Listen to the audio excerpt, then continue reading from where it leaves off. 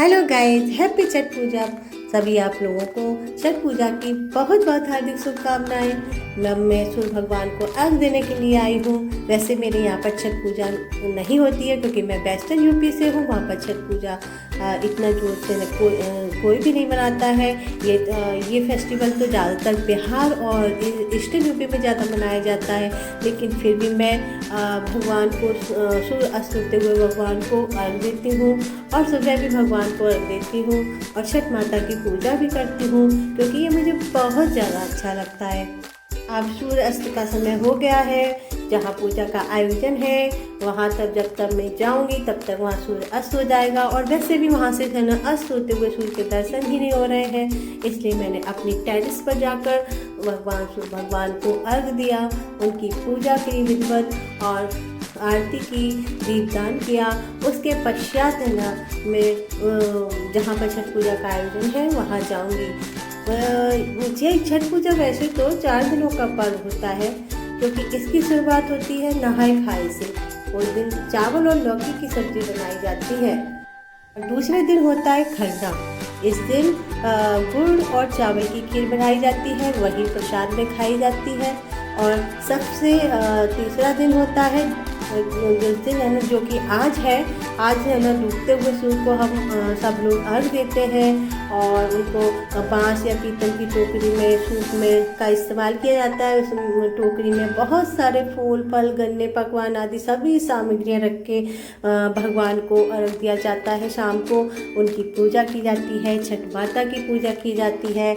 इसी प्रकार और फिर इसके चौथे दिन जब होता है तब चौथे दिन सुबह उगते हुए सूर्य को अर्घ दिया जाता है क्योंकि छठ पूजा के दौरान एक और बात है, छठ पूजा के दौरान बहुत ज़्यादा सात्विक भोजन है ना किया जाता है। बिल्कुल भी प्याज, लहसुन किसी प्रकार का वैसा भोजन, तामसिक भोजन नहीं कोई करता है।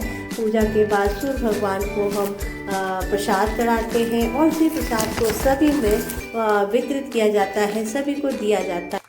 और अब मैं वहाँ पहुँच गई जहाँ पर हमारी सोसाइटी में छठ पूजा का आयोजन रखा गया था, जहाँ पर सभी लोगों ने अपनी छठ माता को स्थापित किया था, उनका पूजन किया है और सभी लोगों ने पूजन कर रहे हैं। सभी लोग यहाँ पर सभी दीपक विधि विधान से उनकी पूजा कर रहे हैं। यहाँ पर सब जगह छठ माता दिखाई दे रही है, बहुत ही ज़्यादा सुंदर लग रहा है।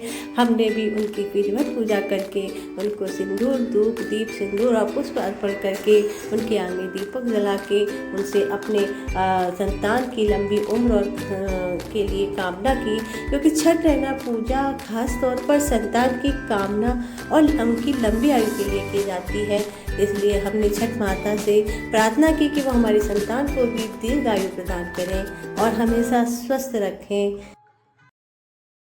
इस प्रकार विधिवत पूजा करने के बाद हमने फिर एक दूसरे के सिंदूर लगाया और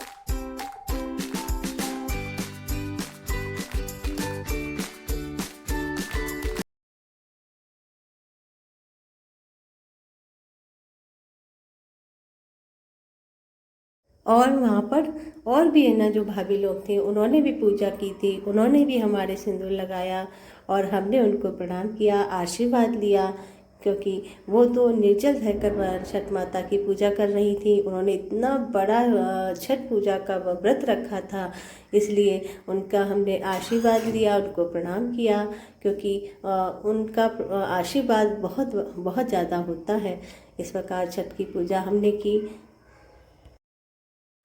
अब सूर्योदय हो गया है। अब सभी लोग है ना जल में जाकर भगवान सूर्य नारायण को पूरे विधि विधान से जल अर्पण कर रहे हैं, अर्घ दे रहे हैं।